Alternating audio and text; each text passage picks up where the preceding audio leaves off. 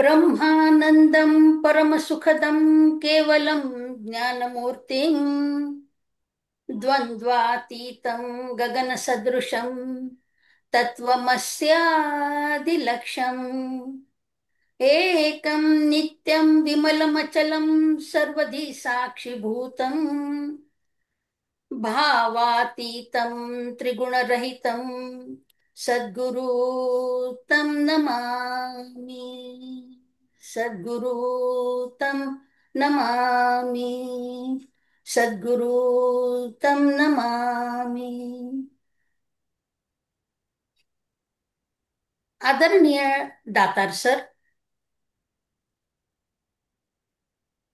सौ सुचिताताई मुळे, संपूर्ण श्री सुनील कुबेर यांचा परिवार आणि उपस्थित सर्व श्रोते यांच्या हृदयस्थ श्रीरामाला त्रिवार वंदन आणि सर्वांचं या कार्यक्रमासाठी मनापासून स्वागत.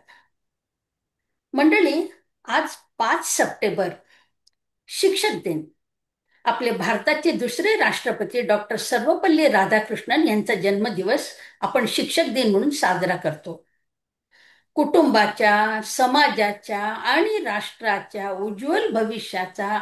उज्ज्वल भविष्याला आकार देणारी पुढची पिढी घडवण्याचं अमोल कार्य हे हाडाचे शिक्षक नेहमी करत असतात. अशा या शिक्षक दिनी श्रीमद भगवद्गीतेच्या प्रांगणात गीता संथा शिक्षिका सौ राजश्रीताई कुबेर आणि लेखिका रूपानं उगवणारा नवा तारा सौ राजश्री कुबेर यांचं मनापासून स्वागत.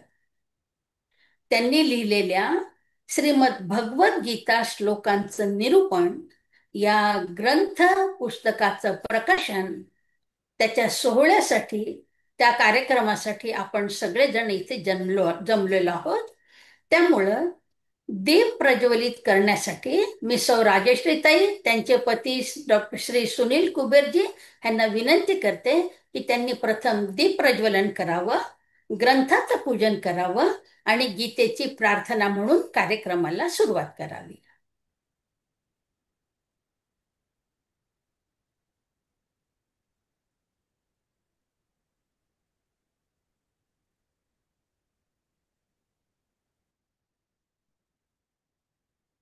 आवाज तुमचा नाही येत आहे. राजश्री ताई, तुमचा आवाज नाही आहे. एक मिनिट.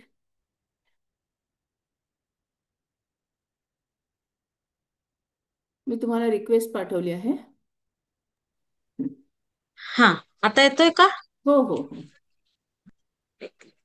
हा, मी दीप प्रज्वलन सुरू करतो.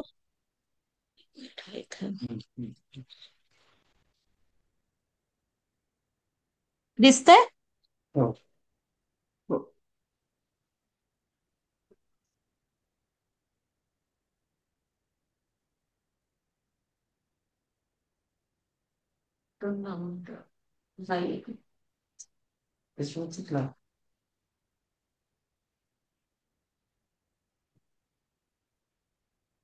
आई, एक लाख.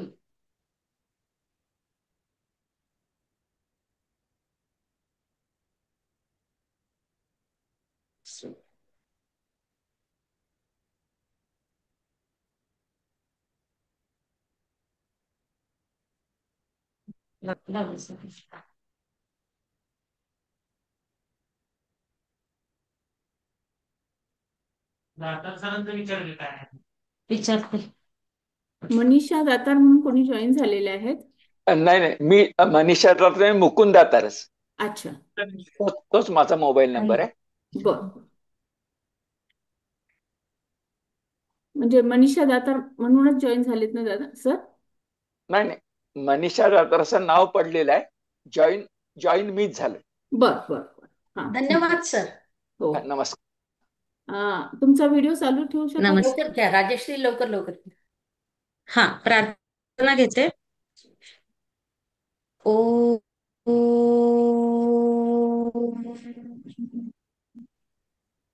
पार्थाय प्रतिबोधितां भगवता नारायणेन स्वयं व्यासेन ग्रथितां पुराणमुनिना मध्ये महाभारतम् अद्वैतामृतवर्षिणी भगवती अष्टादशाध्यायिनी अम्ब त्वामनुसन्दधामि भगवद्गीते भवद्वेषिणी नमोऽस्तु ते व्यासविशालबुद्धे फुल्लारविन्दायतपत्रनेत्र येन त्वया भारततैलपूर्णः प्रज्वालितो ज्ञानमयः प्रदीपः प्रपन्नपारिजाताय तोत्रवेत्रैकपाणये ज्ञानमुद्राय कृष्णाय गीतामृतदुहे नमः। वसुदेवसुतं देवं कंसचाणूरमर्दनं देवकी परमानन्दं कृष्णं वन्दे जगद्गुरुं मूकं करोति वाचालं पङ्गुल्लङ्घयते गिरिं यत्कृपातमहं वन्दे परमानन्दमाधवम् नारायणं नमस्कृत्य नरं चैव नरोत्तमं देवीं सरस्वतीं व्यासं ततो जयमुदीरयेत्। ॐ श्री परमात्मने नमः। धन्यवाद राजश्री. योगेश्वर भगवान श्रीकृष्णाच्या मुखारविंदातून प्रकट झालेली श्रीमद भगवद्गीता, भावार्थ दीपिका, माऊलींची ज्ञानेश्वरी, समर्थांचा दासबोध, गोंदवलेकर महाराजांची प्रवचन मंडळी ज्या वाङ्मय मूर्तीच्या रूपात मार्गदर्शक सद्गुरू रूप संत आपल्या सहवासात असतात, त्या संत माऊलींच्या वाङ्मयीन मूर्तींचं म्हणजे ग्रंथांचं पूजन नुकतंच झालेलं आहे. आता आजच्या कार्यक्रमाचे आदरणीय अध्यक्ष डॉक्टर दातार सर यांचा परिचय मी आधी आपल्याला करून देते, म्हणजे आपण सरांचं मनोगत ऐकूया. त्यानंतर आपण सरांचं मनोगत ऐकूया. आजच्या आपल्या कार्यक्रमाचे आजच्या आपल्या पुस्तक प्रकाशन कार्यक्रमाचे सन्माननीय अध्यक्ष डॉक्टर मुकुंदजी दातार सर, अध्यक्ष गीता धर्म मंडळ पुणे. सर MA मराठी आणि MA संस्कृत प्रथम श्रेणी सुयश प्राप्त केलेलं असून संत श्रेष्ठ एकनाथांचं वाङ्मयीन व्यक्तिमत्व हा त्यांच्या PhDच्या प्रबंधांचा विषय आहे. सर गेली 35 वर्ष महाविद्यालयीन प्राध्यापक म्हणून आणि 30 वर्ष प्राचार्य म्हणून कार्य करून निवृत्त झाले आणि त्यानंतर 2010 पासून सरांनी शताब्दी संपन्न गीता धर्म मंडळ पुणे याचं अध्यक्षपद भूषवलेलं आहे आणि 2015 पासून सकल संत विचार मंच कोथरूड यांचा अध्यक्ष म्हणून सुद्धा ते कार्यरत आहेत.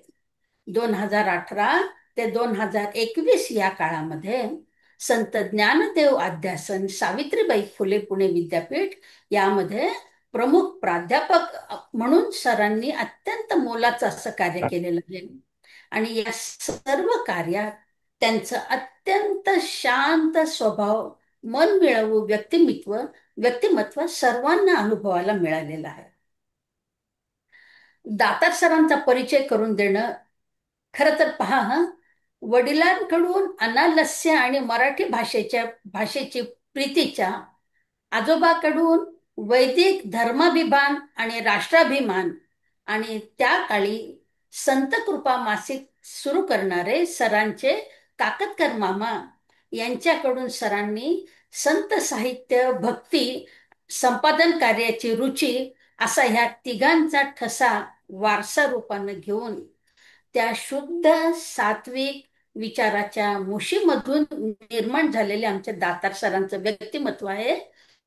निश्चितच हे व्यक्तिमत्व ऋषी मुनी तुल्य आहे. तसंच श्री संत एकनाथांचा विषय प्रबंधासाठी घेऊन नाथांचा अभ्यास करता करता शांती ब्रह्म झालेले आमचे दातार सर आम्ही नेहमी गीता धर्म मंडळात पाहिलेले आहेत. खरोखरच एक जीवनमुक्त विभूतिमत्व म्हणजे दातार सर. उरलो उपकारापुरता असं आम्ही त्यांना पाहिलेलं आहे. असं सरांच्या बद्दल किती बोलावं, आपली वाणी तोकडी पडते असं म्हणता येईल. अशा शांती ब्रह्म दातार सरांचा परिचय करून देण्याचं भाग्य लाभणं हे या निमित्ताने माझ्या वाणीच्या तपाचं पुण्य प्राप्त झालं असं मी निश्चित म्हणेल. ज्ञानमयी सकल संत विचार मंच पिताश्री परिवार यांच्या संयुक्त विद्यमाने अनेक विषयावर आणि अनेक ग्रंथांवर अनेक संप्रदायावर सरांनी त्या ऑनलाईन व्याख्यान त्यांनी आयोजित केली आणि या सर्व व्याख्यानाच्या PDF सुद्धा उपलब्ध करून देण्याचं महान कार्य हे सामाजिक सेवेचं व्रत सरांचं उल्लेखनीय आहे. दातार सर गेली अनेक वर्ष सार्वजनिक प्रबोधनपर व्याख्यानं देत असून त्यांची ही व्याख्यानं गीता धर्म मंडळ डॉक्टर मुकुंद दातार 43 आणि YouTube चॅनलवर सुद्धा प्रक्षेपित आपल्याला पाहायला मिळतील. आणि यामुळेच गीता तत्ववती व्रती संत साहित्य अभ्यासक आणि सांस्कृतिक विचारक अशी सामाजिक मान्यता सुद्धा सरांना प्राप्त झालेली आहे. किती मोठी गोष्ट ही आजच्या कलियुगामध्ये. सरांनी अनेक पुस्तकं लिहिली आहेत. त्यातले विशेष उल्लेखनीय पुस्तक म्हणजे संत कवी एकनाथ, तुका म्हणे, वारकरी संप्रदायाचे प्रस्तांतरी, वारकरी विश्व आणि समर्थ रामदास, भगवद्गीता काय शिकवते, संस्कृती आणि सांस्कृतिक संतांची भारुडं, दशोपनिषदातील गीता धर्म ही त्यांची महत्वाची पुस्तकं आहेत. त्याशिवाय नुकतंच सरांचं पुस्तक प्रकाशित झालेलं आत्मनेपदी त्यांचं आत्मचरित्र प्रत्येकाने एकदा तरी वाचावं की ज्याच्यातून आपल्याला एक स्फूर्ती मिळेल, प्रेरणा मिळेल कार्य कसं करायचं या गोष्टीची. इतकं ते महत्वाचं पुस्तक आहे आत्मनेपदी. सर मी पूर्ण पुस्तक वाचलं आपलं. आस्वादक समीक्षेची 25 पुस्तकं आणि प्राधान्याने स्नेहल प्रकाशनाची 30 पुस्तकं ही त्यांची साहित्य सेवा अतिशय उल्लेखनीय आहे, विशेष उल्लेखनीय आहे. त्यांच्या या कार्याच्या गौरवार्थ सरांना अनेक पुरस्कार सुद्धा मिळालेले आहेत आणि त्यातले प्रमुख पुरस्कार म्हणजे अत्यंत मानाचा, साहित्य क्षेत्रातला अत्यंत मानाचा असलेला सन्माननीय मराठी साहित्य परिषदेचा पूजनीय मामासाहेब दांडेकर स्मृती पुरस्कार, स्नेहांजली पुरस्कार पुणे, ग्रंथालय भारती पुरस्कार नागपूर, कैलासवासी पुबा भावे स्मृती वक्तृत्व गौरव पुरस्कार मुंबई आणि अध्यात्मपीठ महाराष्ट्र मंडळ शिकागो पुरस्कार असे दातार सर यांना कितीतरी पुरस्कार मिळालेले आहेत. असं दातार सर म्हणजे ऋषितुल्य, संततुल्य, आदरणीय व्यक्तिमत्व आहे आमच्यासाठी, गीता धर्म मंडळातल्या सगळ्या लोकांसाठी. त्यांनी त्यांचा बहुमूल्य वेळ आपल्याला दिला आज, हे आमचं खूप खरंच भाग्याची गोष्ट आहे. म्हणून सरांना विनंती करते, सर आपण आपले बहुमूल्य विचार आम्हाला सगळ्यांना सांगून आमचं कान आणि मन दोन्ही तृप्त करावं. जय श्री कृष्ण.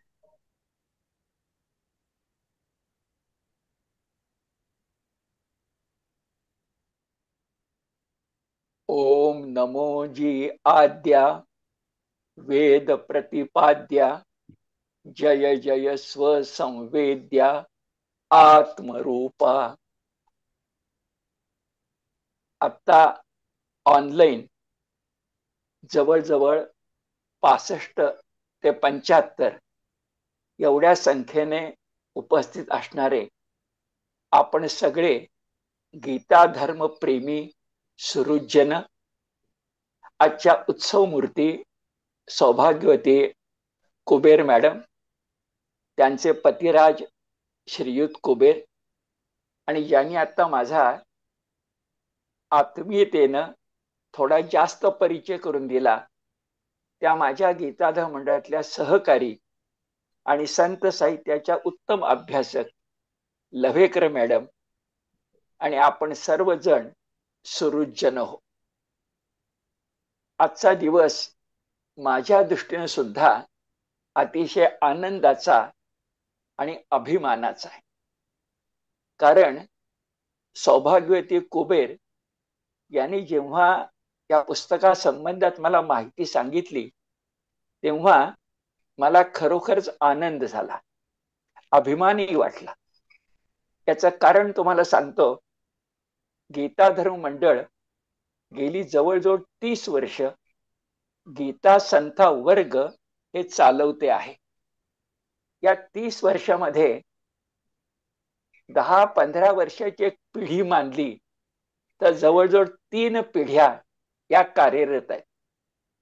आणि त्याच्यामध्ये तिसऱ्या पिढीतल्या उत्साही अशा प्रकारच्या शिक्षिका म्हणून मी सौभाग्यवती कुबेर यांना गेली काही वर्ष ओळखतोय.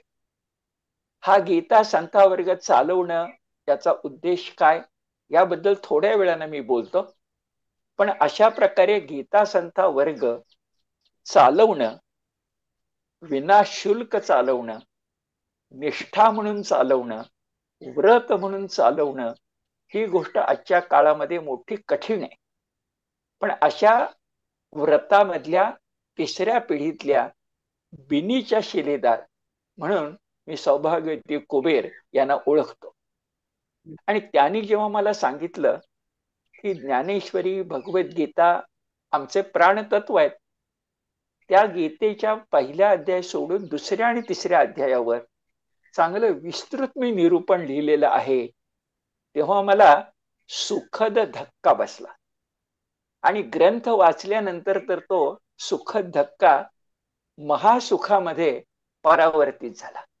बोलणार आहे मी त्याबद्दल. खूप चांगल्या प्रकारचं लेखन त्यांनी केले. पण खरंच ऑनलाईन होणारा कार्यक्रम, या गीता श्लोकार्थ निरूपण, पुस्तकाचं नाव छान आहे, गीता श्लोकार्थ निरूपण भाग 1, याचं आता जे प्रकाशन होतंय ही खरोखरच गीता धर्म प्रेमींसाठी अत्यंत संतोषाची, परमसंतोषाची अशा प्रकारची घटना आहे. पुन्हा अगदी सुरुवातीला आमच्या सहकारी लव्हेकर मॅडम यांनी जो उल्लेख केला तो फार महत्वाचा आहे. योगायोगानं आहे, पण आजचा दिवस शिक्षक दिनाचा आहे, 5 सप्टेंबर. शिक्षकाचं कामच मुळी समाजाला संस्कारित करण्याचं आहे, त्याचं ते व्रत आहे. आणि हा शिक्षक दिन ज्यांच्या जयंतीच्या निमित्तानं होतो ते डॉक्टर राधाकृष्णन, आपल्या भारतवर्षाचे प्रथम उपराष्ट्रपती, नंतर राष्ट्रपती. पण त्याही पेक्षा आपण सर्वांच्या मी लक्षात आणून देतो की डॉक्टर राधाकृष्णन हे स्वतः तत्वज्ञ होते आणि एका फार मोठ्या तत्वज्ञ व्यक्तीचे शिष्य होते. ती फार मोठी तत्वज्ञ व्यक्ती म्हणजे ज्यांना परमार्थाचे पाणिनी म्हणतात ते गुरुदेव रा. द. रानडे. जमखंडी या ठिकाणी गुरुदेवांना भेटायला गेल्यानंतर भारताचे उपराष्ट्रपती त्यांच्या पायाशी बसले होते शिष्य म्हणून, अशी घटना आपल्याला माहिती आहे. आज शिक्षक दिनाच्या दिवशी गुरु शिष्य संबंध कसा असावा याचं मूर्तिमंत उदाहरण म्हणजे गुरुदेव रा. द. रानडे आणि भारतीय संस्कृतीचे भाष्यकार डॉक्टर सर्वपल्ली राधाकृष्णन. असा दिवस, अत्यंत भाग्याचा दिवस सौभाग्यवती कुबेर यांनी आपल्या पुस्तकाच्या प्रकाशनासाठी निवडला. त्यात एक फार मोठं औचित्य साधलंय असं आपल्या लक्षात येईल. आणि त्या स्वतः गीता संथा वर्गाच्या, आता मी तुम्हाला म्हटल्याप्रमाणे, तिसऱ्या पिढीच्या कार्यकर्त्या असल्यामुळं त्यांनी खरोखरच आजचा दिवस योजनापूर्वक निवडला असावा असं लक्षात. सौभाग्यवती कुबेर यांचं व्यक्तिमत्व मला जे माहिती झालंय त्यात 3 गुण आहेत. एक, त्या चांगल्या प्रकारे अभ्यासू आहे. दुसरी गोष्ट अत्यंत ध्येयनिष्ठ आहे. आणि तिसरी गोष्ट उत्साही आहे.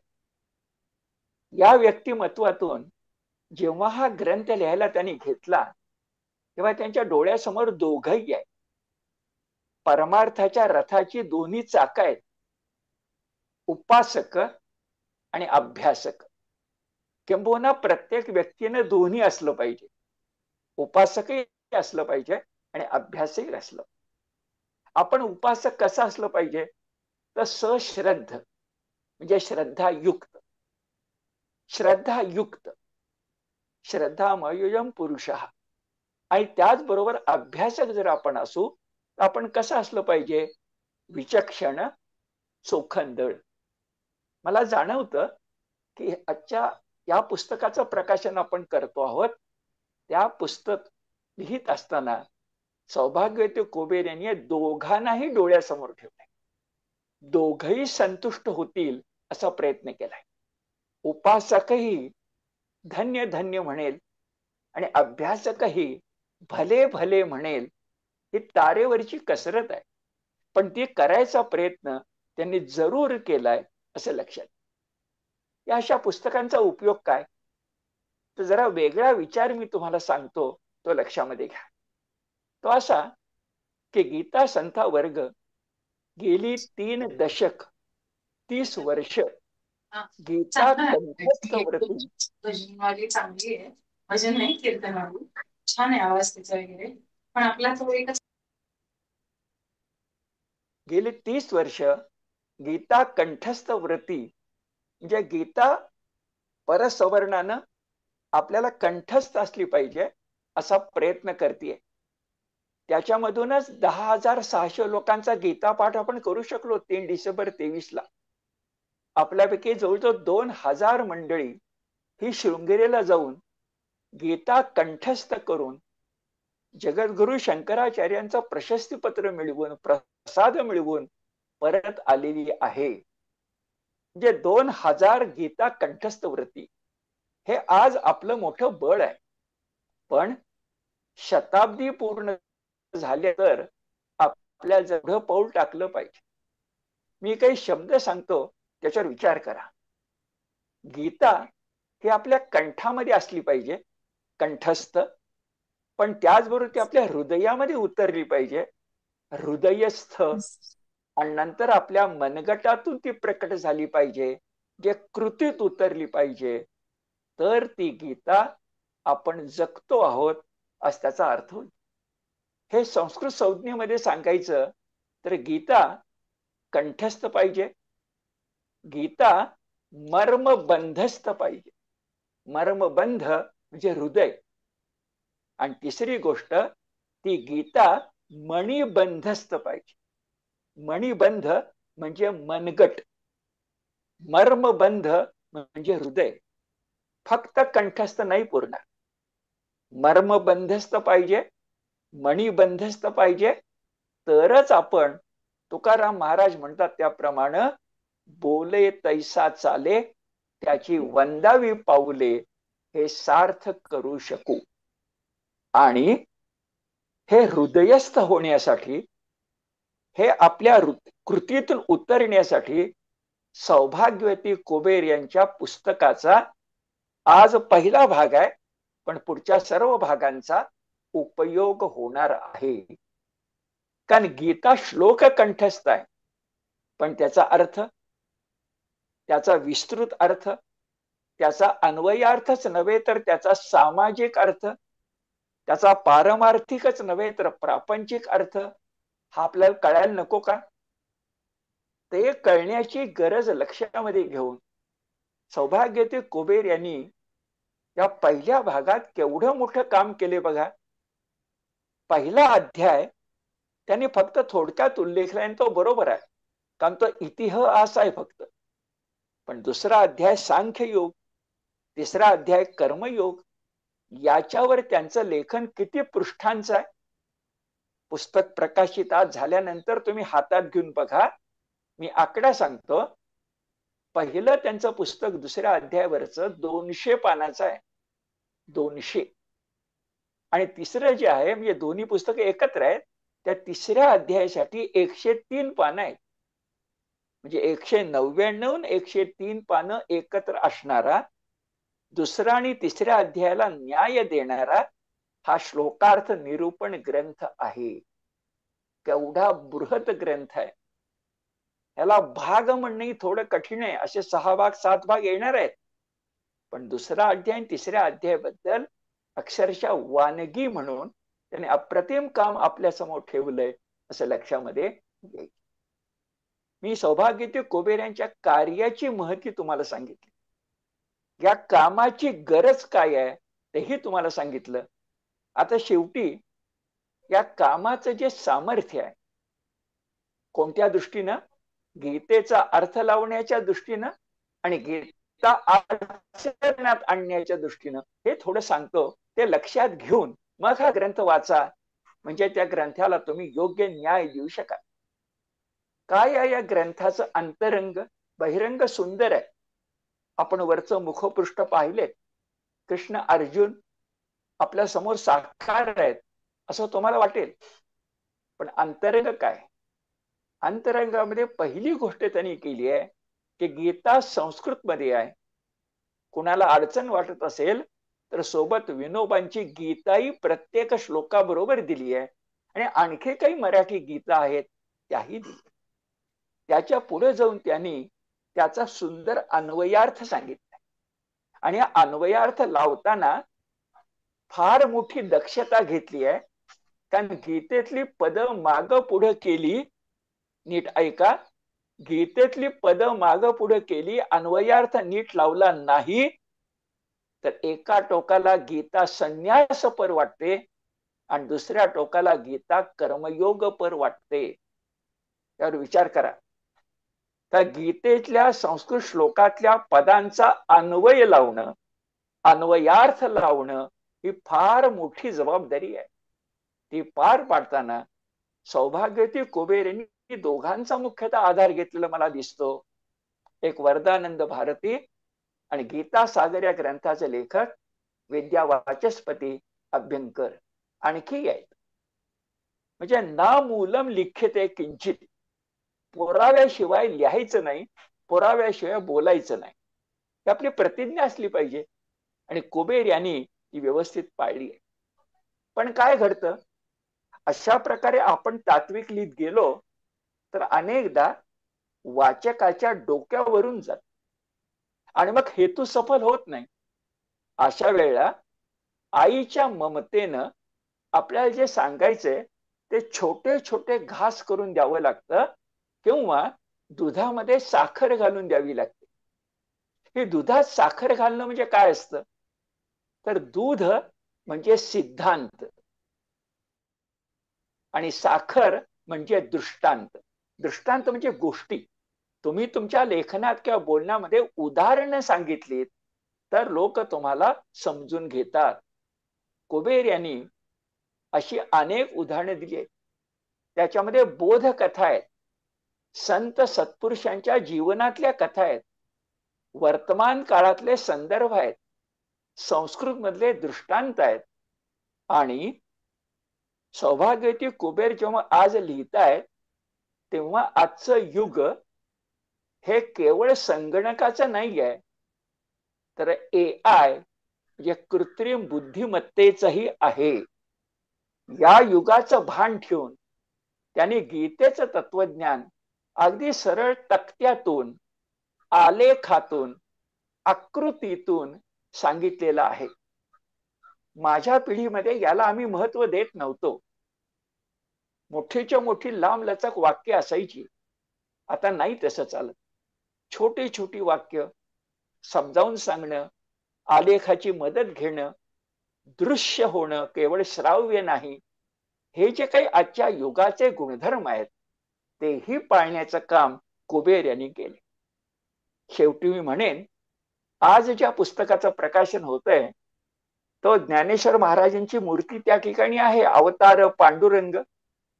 त्या अवतार पांडुरंगाला, त्या भगवान श्रीकृष्णाला सौभाग्यवती कुबेर यांनी अर्पण केलेली, नैवेद्यासाठी अर्पण केलेली ही आजची दुधाची वाटी आहे.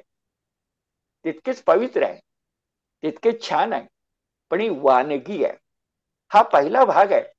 या पुढच्या सगळ्या भागांच्या मधून नैवेद्य म्हणून फक्त देवासमोर दुधाची वाटी नको, तर आपल्याकडे जशी षोडशोपचार पूजा असते आणि 56 भोगांचा नैवेद्य असतो, तसं ऐश्वर्ययुक्त आणि आधार संपन्न, सखोल आणि लोकांच्या काळजाला भिडणारं असं लेखन पुढच्या सगळ्या भागातून सौभाग्यवती कुबेर यांनी करावं. त्यांच्या पतिराजांनी त्यांना साथ द्यावी. लवेकर मॅडम सारख्या अभ्यासकांनी त्यांना मदत करावी, मार्गदर्शन करावं आणि आपण सगळ्यांनी मनापासून आशीर्वाद द्यावेत. तर हे देवाचं कार्य, गीता धर्म प्रसाराचं कार्य, लोकमान्य टिळकांचा वारसा, डॉक्टर राधाकृष्णन गुरुदेव रानडेंचा वारसा आपण सगळे मिळून पुढे नेऊ शकू, यात मला कोणत्याही प्रकारची शंका वाटत नाही, पूर्ण खात्री वाटते. आणि म्हणून सौभाग्यवती कुबेर यांना आज पुस्तकाचं प्रकाशन करताना मी उत्तमोत्तम शुभाशीर्वाद देतो.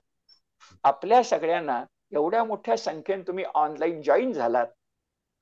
दुपारची वेळ आहे, अन्य कामं आहेत, पण देव कार्यामध्ये आपलाही हातभार, खारीचा वाटा उचललात, ही अत्यंत आनंदाची गोष्ट आहे. याबद्दल सर्वांना धन्यवाद देतो आणि थांबतो. नमस्कार. धन्यवाद सर.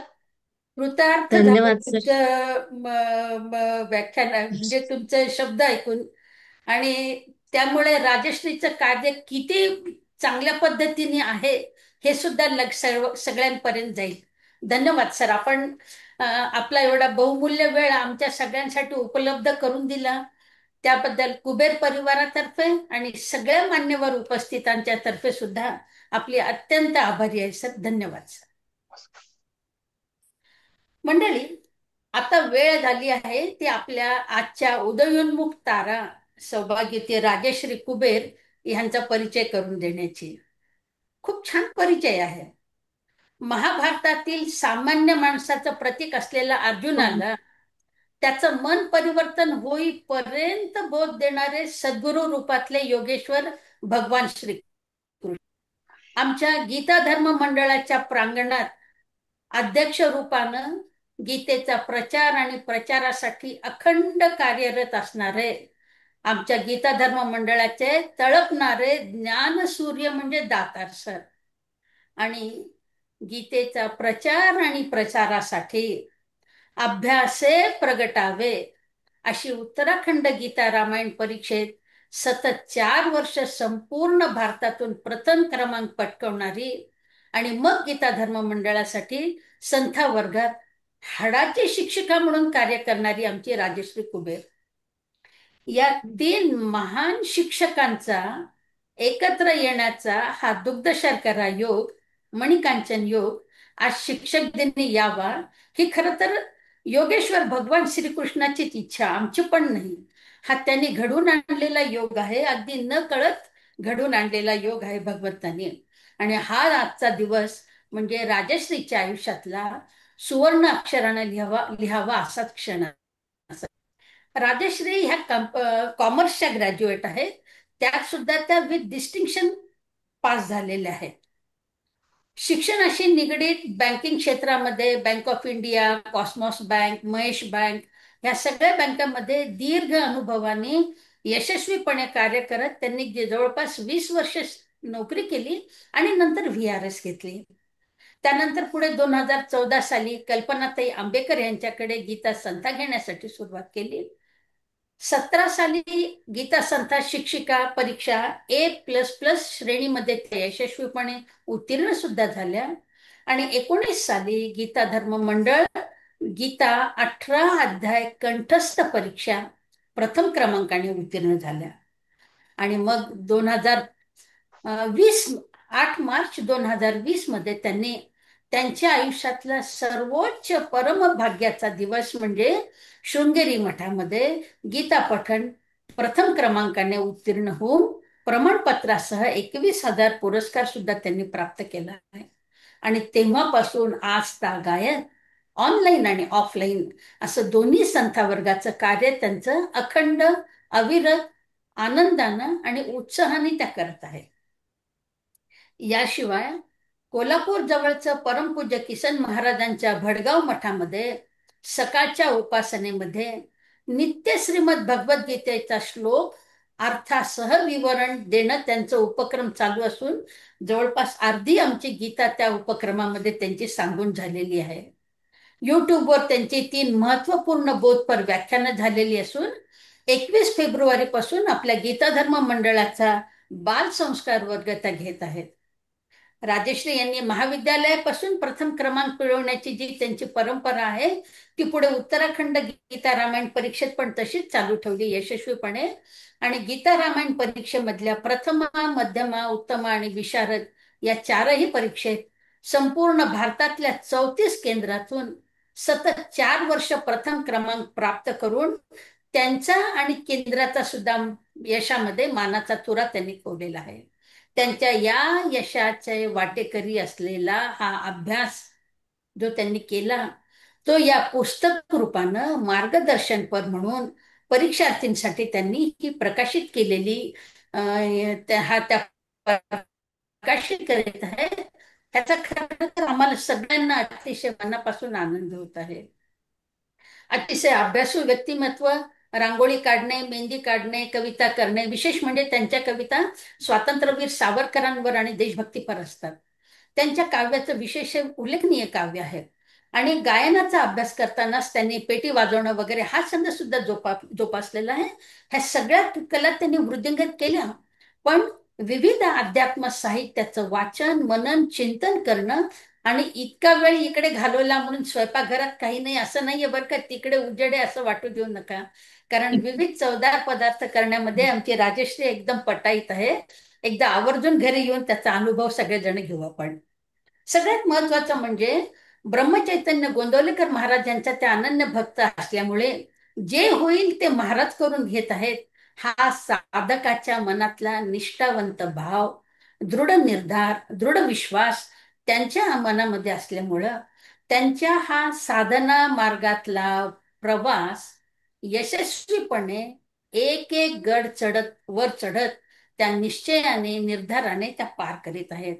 अशा या बहुआयामी राजश्री यांचा परिचय करून देताना निश्चितच मला सुद्धा मनातून आनंद वाटला. असं यशदायी जीवन त्यांना उत्तरोत्तर लाभो आणि त्यांनी शिकवलेले जे विद्यार्थी आहेत, ज्यांच्या मनामध्ये गीतेचं बीज रुचेल, ते सगळे विद्यार्थी भारताचं भविष्य उज्ज्वल करण्यासाठी पुढे येतील. योगेश्वर श्रीकृष्णाच्या चरणी ही मी राजश्रीसाठी प्रार्थना करते आणि या राजश्रीने आपलं मनोगत व्यक्त करावं यासाठी त्यांना आमंत्रित करते. जय श्रीकृष्ण. नमस्कार. वसुदेवसुतं देवं कंसचाणूरमर्दनं देवकी परमानन्दं कृष्णं वन्दे जगद्गुरुं. जयाचा जनी जन्म नामात झाला, जयाने जगी वासनामात केला. जयाच्या मुखी सर्वदा नाम कीर्ती, नमस्कार त्या ब्रह्म चैतन्य मूर्ती. श्री गणेशाय नमः. प्रथम माझे सद्गुरु श्री ब्रह्मचैतन्य गोंदवलेकर महाराज यांना वंदन करते. श्री गणराय विघ्नहर्ता यांनाही वंदन करते. कुलदेवी श्री शाकंभरी माता आणि योग योगेश्वर भगवंत श्रीकृष्ण, ज्ञानेश्वर माऊली आणि समर्थ रामदास स्वामी यांच्या चरणीही वंदन करते.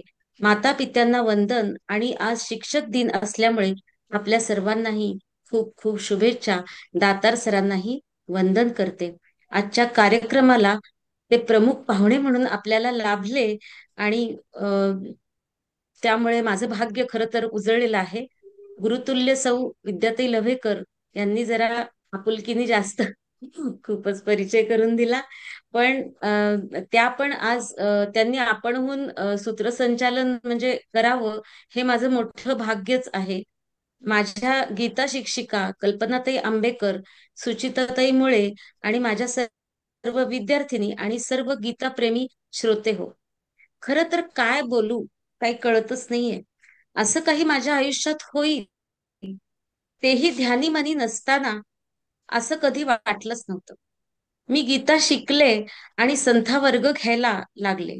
अर्थाची आवड होती आणि म्हणून सांगत गेले, सांगण्यासाठी मग अभ्यास करत गेले आणि त्यातून मग पुस्तकाची निर्मिती झाली. हा सगळा प्रवास अनाकलनीय आहे, अद्भुत आहे आणि विलक्षणच आहे.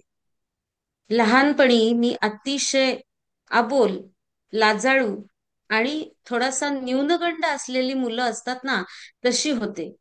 कोणी हसेल का, कोणी काही म्हणेल का, आपल्याला काही जमतच नाही, असं माझी एक समजूत होती. आई वडिलांचे अतिशय प्रेम लाभून सुद्धा तोंडातून शब्दच फुटायचा नाही. शाळेत सुद्धा आपणहून कशात भाग घेणं नाही, हात वर करणं नाही, बाईंच्या प्रश्नाला उत्तर देणं नाही. येत असायचं उत्तर, पण हात वर करायचं धाडसच नव्हतं. एवढंच काय, तर भूक लागली तर आईला सुद्धा कसं सांगायचं, आई काम करतेय. तर असं माझा तो जरा स्वभाव होता. पण काहीतरी पूर्वपुण्य नक्की असेल, आणि भगवंताची जी विलक्षण शक्ती आहे ती खरोखरच अद्भुत आहे. आई वडिलांचं प्रेम, चांगल्या मैत्रिणी आणि माझ्यातले गुण ओळखून मला प्रोत्साहन देणाऱ्या शाळेतल्या शिक्षिका यांच्यामुळे मी घडत गेले, सुधारत गेले.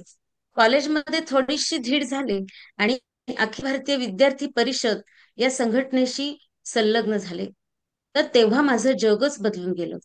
तिथे मुलं आणि मुली ज्या उत्साहाने देशासाठी किंवा विद्यार्थ्यांच्या हितासाठी एकत्र येऊन काम करायच्या, आणि तिथे कुठलाही मानपान नव्हता, कोणी सतरंजी घालायचं, जो माणूस भाषण करायचा तोच सगळ्यांबरोबर झाडलोट पण करायचा, ही सगळी संस्कृती पाहून मला माझं जग बदलून गेलं आणि देशभक्ती नसानसात भिनायला लागली.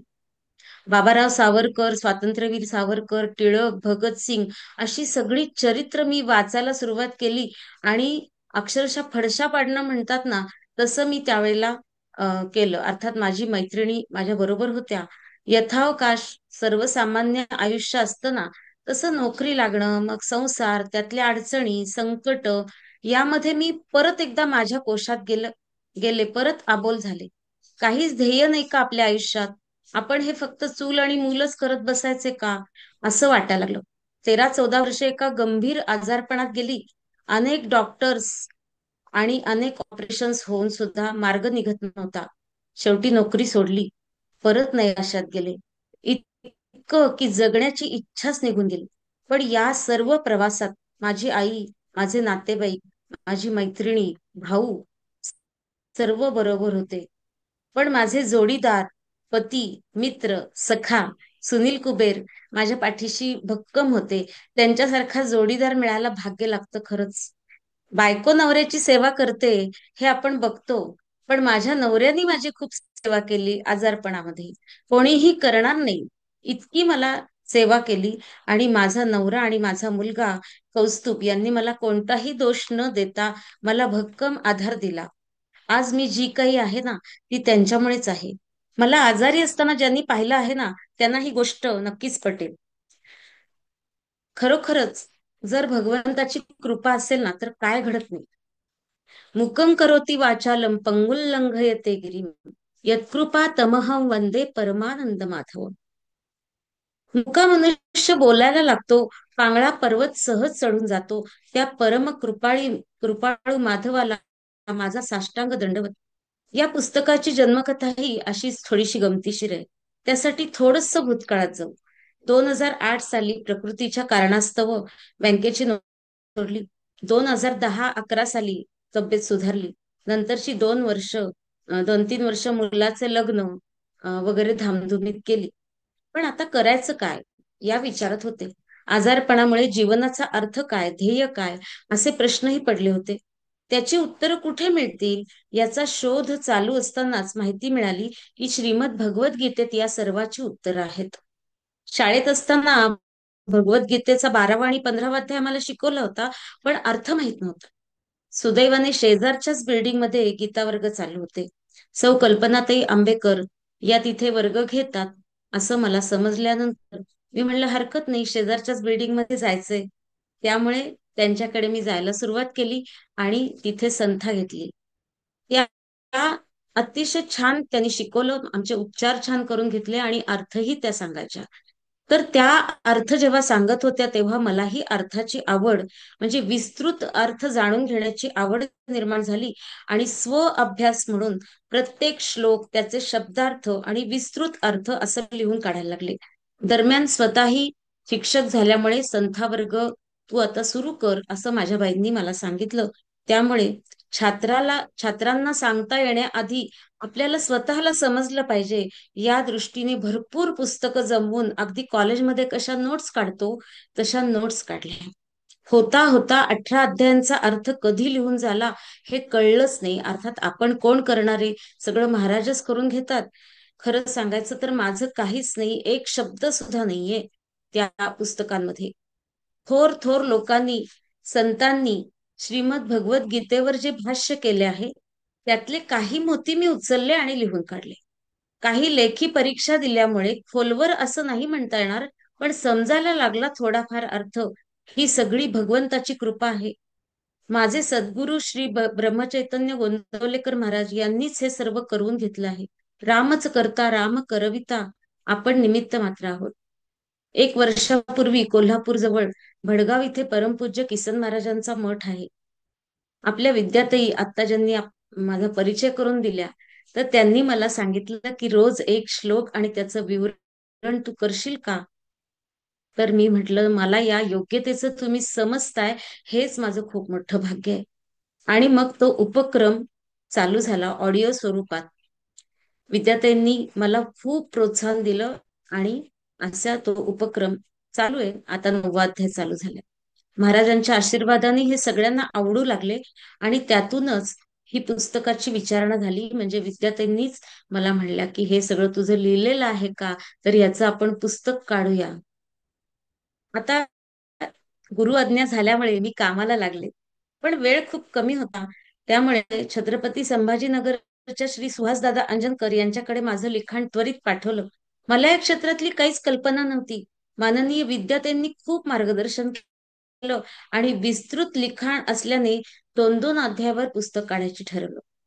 नंतर ज्या गीता भगिनी वेगवेगळ्या परीक्षा देतात त्यांच्या अभ्यासाच्या दृष्टिकोनातून पहिला अध्याय थोडासा बाजूला ठेवून प्रथम सांख्ययोग आणि कर्मयोग म्हणजे अध्याय 2रा आणि 3रा या अध्यायांवरचं पुस्तक प्राधान्याने काढायचं ठरलं.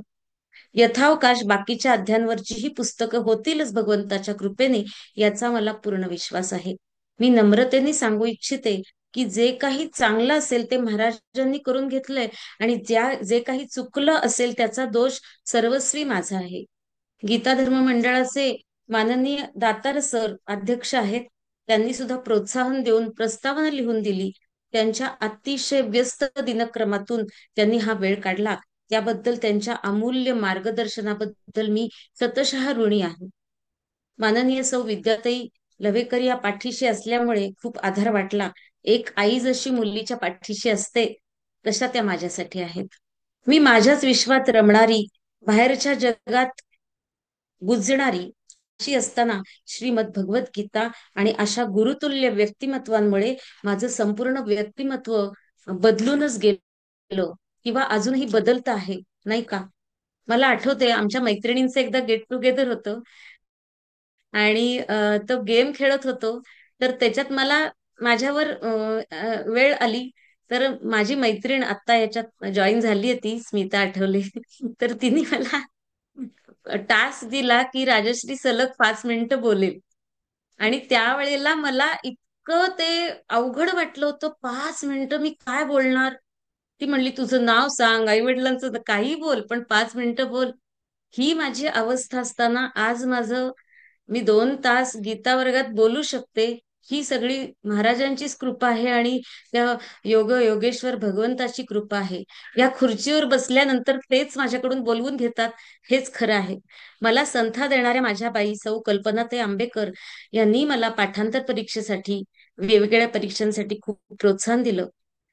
आणि बाकीच्या सुद्धा माझ्या ज्या सिनियर होत्या, वैजुताई जोशी, अजून बऱ्याच लोक आहेत, तर त्यांनी मला खूप मदत केली. आणि माझ्या गीता भगिनी तसेच सर्व विद्यार्थिनी, गीता धर्म मंडळातील सर्व श्रेष्ठ आणि ज्येष्ठ शिक्षिका यांचे मी खूप आभार मानते. भडगाव आश्रमातील परमपूज्य किसन महाराज यांचेही आशीर्वाद अप्रत्यक्ष मला लाभले, त्याबद्दल मी त्यांची कायमची ऋणी राहीन. माझे पती श्री सुनील कुबेर यांच्या मदतीशिवाय तर हे काही शक्यच नव्हतं. मी फक्त लिहिलं, बाकी सगळी मदत त्यांनी केली. माझी आई, मुलगा, सून, नातू, सासरे आणि कुटुंबियांच्या ऋणात राहणंच मी पसंत करेन. पण माझे वडील आज हयात नाहीयेत, पण जिथं कुठे असतील ते तिथून नक्कीच मला आशीर्वाद देत असतील. आदरणीय माधवीताई जोशी यांनीही जेव्हा जेव्हा भेट होईल तेव्हाही मोलाचं मार्गदर्शन केलं. खूप खूप धन्यवाद माधवीताई. पण हे सगळं माझं नाही, इदन्न मम.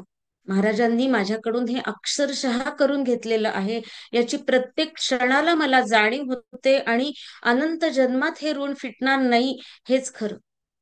मी अत्यंत कृतज्ञ आहे. ज्या ज्या थोर आणि महान लोकांनी श्रीमद भगवद्गीतेवर लिहिलं आहे, त्यातलं मी फक्त मधमाशी सारखं गोळा केलं. हे खूप कमी आहे, याची मला जाणीव आहे. अजून खूप काही करायचं आहे आणि ते मी करण्याचा नक्कीच पुढच्या आयुष्यामध्ये प्रयत्न करीन. दातार सर म्हणाले तसं पुढच्याही अध्यायांवर हळूहळू काम करून त्याचीही पुस्तकं किंवा जसं जमेल तसं मी नक्कीच हे करणार आहे.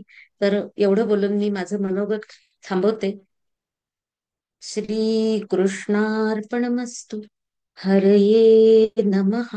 हरये नमः. हरये नमः. धन्यवाद राजेश्री ताई. आपण आता पुस्तकाचं प्रकाशन करू.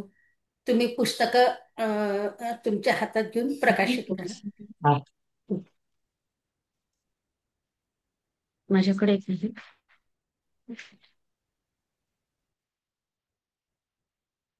पण एक दिसते का?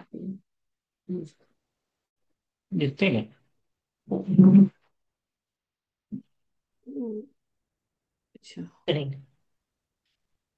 फक्त विद्याताईंकडे तुमच्याकडे नाहीये का ताई? विद्याताईंकडे किंवा दिसतंय सगळ्यांना?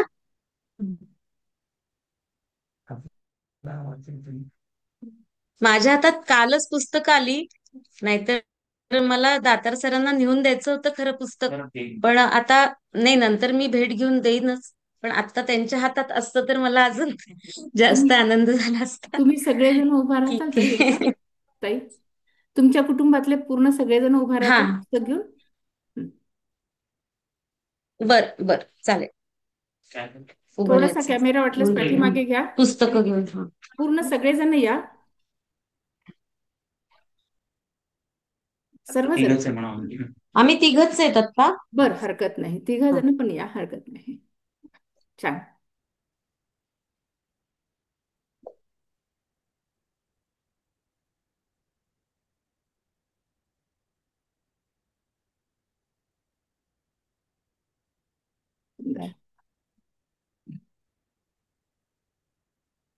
स्क्रीनशॉट घेत असते.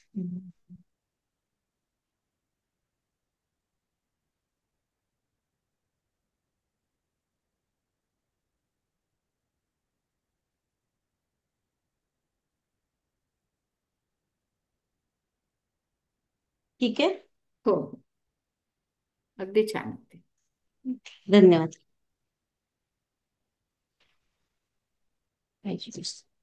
नको. अभिनंदन राजेश्री ताई. आई वडील यांना आपल्या पुढच्या पिढीचा उत्कर्षाचा चढता आलेख पाहताना नेहमीच आनंद वाटत असतो. आज राजेश्री यांची आई आपल्या लेकीचा कौतुक सोहळा पाहताना निश्चितच मनातून आनंदून गेलेल्या दिसत आहेत. आणि या निमित्त आपण त्यांना त्यांच्या भावना व्यक्त करण्यासाठी आमंत्रित करूया. राजेश्री ताईची आई पुष्पा जोशी. सौ पुष्पा जोशी माझ्या आईचं नाव आहे. सो पुष्पाताई जोशी. हरि ओम. सर्वांना नमस्कार. आज मी राजश्री बद्दल एक थोडेसे शब्द बोलणार आहे. आतापर्यंत तुम्ही तिचं मनोगत ऐकलं आणि त्यातून बहुतेक सगळा पट उलगडत गेलेला आहे. तरी सुद्धा काही कौतुकाच्या गोष्टी राहिलेल्या असतात. त्या 4 गोष्टी मी सांगण्याचा प्रयत्न करणार आहे. राजश्रीचे श्रीमद भगवद्गीता श्लोकार्थ निरूपण या पुस्तकाचं प्रकाशन आहे म्हटल्यावरच आनंद माझ्या पोटात माईना अशी माझी स्थिती झाली. तिची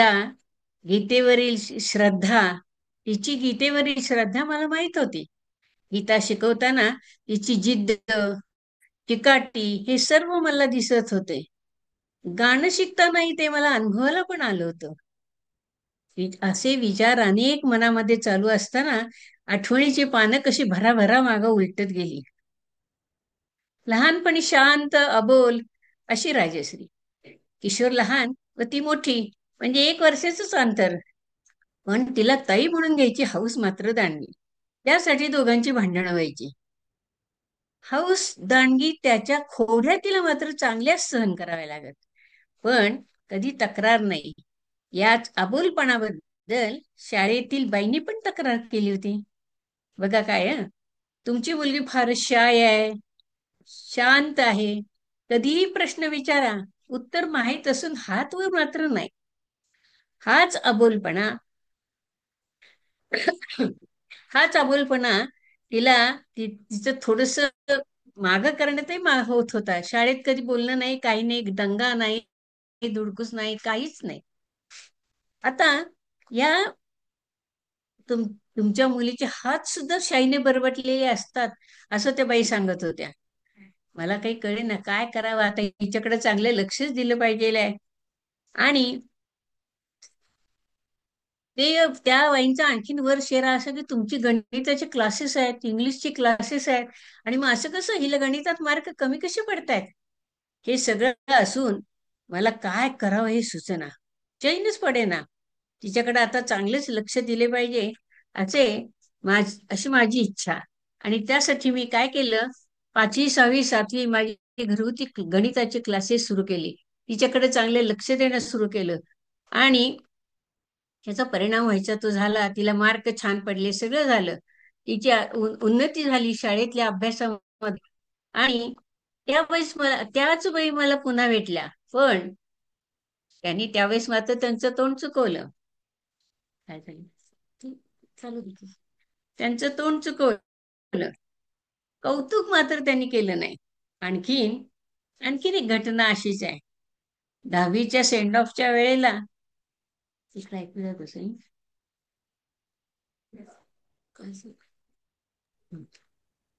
परत व्हॉट्सअपला नाही, व्यवस्थित ऐकू येते, व्यवस्थित हा ऐकू येते. हा, नाही, इथलं चित्रच गेलं होतं असं. नाही नाही. हा, कौतुक मात्र त्या बाईंनी केलं नाही. आणखीन एक घटना अशीच. 10वीचा सेंड ऑफ होता. त्या समारंभाच्या वेळेला तिनं वसंतराव देशपांडे यांनी अष्टविनायक मध्ये जे गाणं म्हटलेलं आहे, दाटून कंठ येतो, हे गाणं तिनं शाळेत म्हटलं. त्यावेळेला तिच्या टिळकबाई म्हणजे पुण्यातील सध्याच्या टिळकबाई म्हणजे सरस्वती काळे यांनी तिचं खूप कौतुक केलं. त्या म्हणाल्या, अहो तिचा आवाज सुंदर आहे, म्हणण्याची पद्धत पण चांगली आहे, तिला का पुढे शिकवत नाही तुम्ही. घरात गाणं म्हणायची ती, पण परीक्षा वगैरे शिक्षणानंतर पाहू असं वाटलं होतं. तसे कॉलेजमध्ये गेल्यावर तिने परीक्षा देणं सुरू केलं. पेटी शिकायची तर जबरदस्त हौस. क्लासच्या फळ्यावर सारेगमच्या पट्ट्या काढून त्यावर तिनं सराव केला होता. नंतर आम्ही पेटी आणली घरी. त्यातच कालिदास संगीत स्पर्धा कोल्हापूरला होत्या. त्यात तिने भाग घ्यावा म्हणून आमच्या भजनाच्या बाई ज्या होत्या, रमाबाई देशपांडे म्हणून, त्यांनी फार आग्रह धरला. आणि एवढेच नाही तर तिची तयारी पण त्या गाण्याची करून घेतली. आणि काय सांगू, त्या स्पर्धेत तिचा पहिला नंबर आला. सौ सरस्वती राणे या ज्या महान गायिका होत्या, त्यांच्या हातून तिनं बक्षीस घेतलं. आणि नूतर गंधर्वांनी तर तिला घरी नेलं आणि तिच्याकडून पुन्हा तेच गाणं पुन्हा एकदा म्हणून घेतलं. एवढ्याशा वयामध्ये ही सगळी प्रगती पाहून आम्हाला गाण्याबद्दल तिचं जरा जास्तच कौतुक वाटायला लागलं आणि आम्ही त्याच्याकडे लक्ष देणं चांगलं सुरू केलं. आता काय, कॉलेजमध्ये गेल्यानंतर तिचा अभ्यासही सुरूच होता. नंतर शाळेमध्ये जरी तिचा 2रा आणि 3रा नंबर असला तरी कॉलेजमध्ये मात्र पहिला नंबर. त्याच कॉलेजमध्ये गंमत बघा, त्याच कॉलेजमध्ये मी शिकले होते आणि माझा पहिला नंबर असायचा. आता राजश्री होती शाळेत शिकत, हे कॉलेजमध्ये शिकत, तिचाही पहिला नंबर. आणि नंतर माझी पुतणी आली त्याच कॉलेजमध्ये, तिचाही पहिला नंबर असायचा. तेव्हा प्राचार्य गमतीने म्हणले होते, अहो तुम्ही ही सीट रिझर्व्ह करून ठेवली आहे का काय. शिक्षण, अभाविपचं कार्य, गायन परीक्षा या सगळ्या स्पर्धामध्ये आयुष्याचा जोडीदारही तिनं फिक्स केला होता बरं का. तोही नंबर 1चा. अगं हे म्हणाले, अगं तो हिरा आहे हिरा. आणि खरोखरच तो हिरा आहे बरं का. आता तुम्हाला आतापर्यंतच्या अनुभवानं तुम्हाला नक्कीच लक्षात आलं असेल. या सर्वांमध्ये बाकीच्या गोष्टी पण चालूच होत्या. FY ला ती असताना जाहिरात आली ती बँकेची, बँक ऑफ इंडियाची. तिच्या 2 चुलत बहिणींच्या बरोबर तिने पण फॉर्म भरला. यावेळेस ती FY ला होती. आणि गंमत म्हणजे कॉलेज शिक्षण पूर्ण व्हायच्या आतच तिला बँकेत नोकरी लागली. फार नंतर थोडासा काळ गेला. समाजसेवा, गायन यांचे वेळ इतके जबरदस्त होते. त्यातच पुन्हा सावरकर, टिळक, शिवाजी यांचे विचार मनामध्ये, त्यांची पुस्तकं वाचणं, त्यांचा अभ्यास करणं हे सगळं चालू होतं.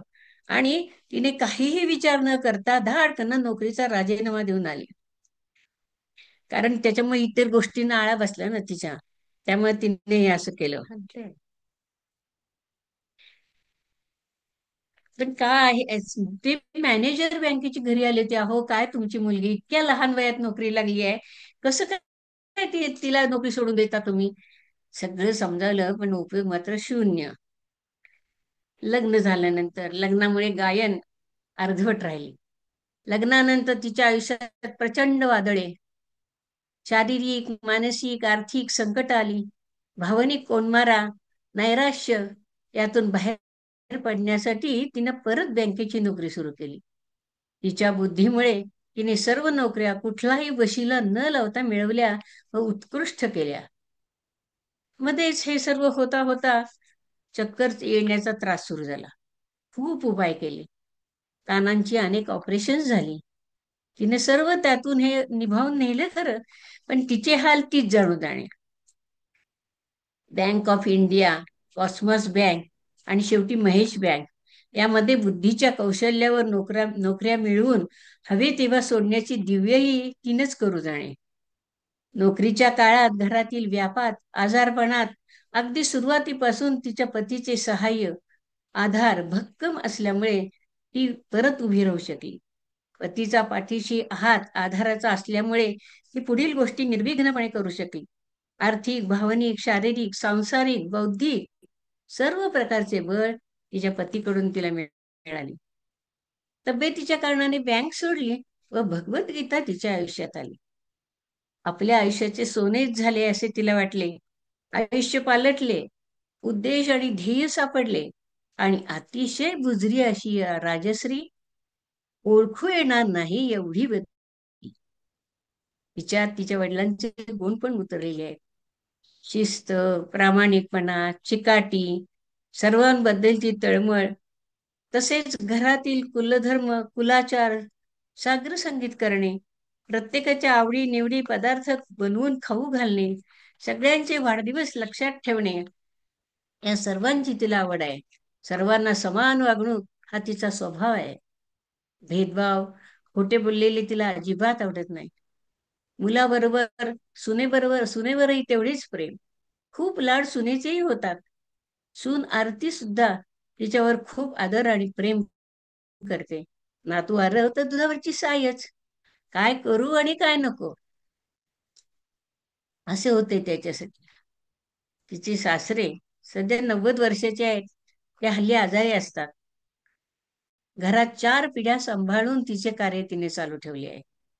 तिच्या नशिबाने घरकाम करणारे पण तिला छान भेटल्यात, किंवा असं म्हणूया आपण की तिने त्यांना छान सांभाळून घेतलेले आहे आणि आपले कार्य चालू ठेवलेले आहे. तिच्या आणि आपले कार्य चालू ठेवून ती खंबीरपणे उभी राहिलेली आहे.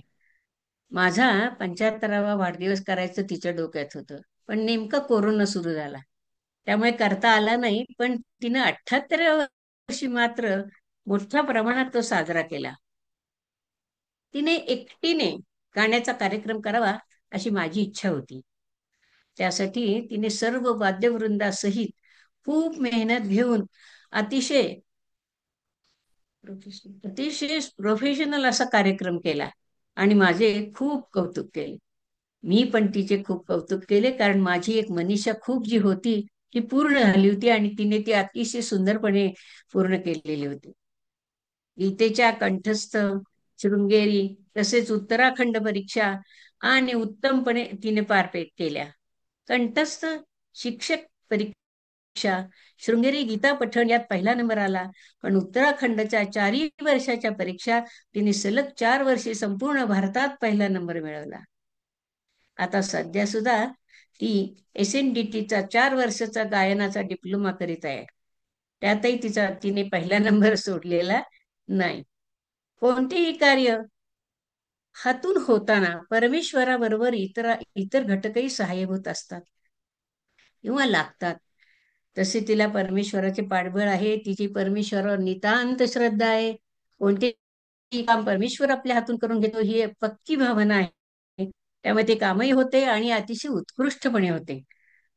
पतीचा मुख्य खंबीरपणे आधार असल्यामुळे तिच्या अथक प्रयत्नाने हे आजचे पुस्तक आपल्या समोर येत आहे. असेच परमेश्वरी सहाय्य तिला मिळो अशी प्रार्थना करूया. आणि असा सुवर्ण दिन जो आज उगवला तसा आणखीन पुन्हा पुन्हा राहिलेल्या पुस्तकांसाठी येऊ ही भावना व्यक्त करून मी माझे मनोगत पूर्ण करते आणि अशी मनीषा पण तुमच्या पुढे मांडते. धन्यवाद.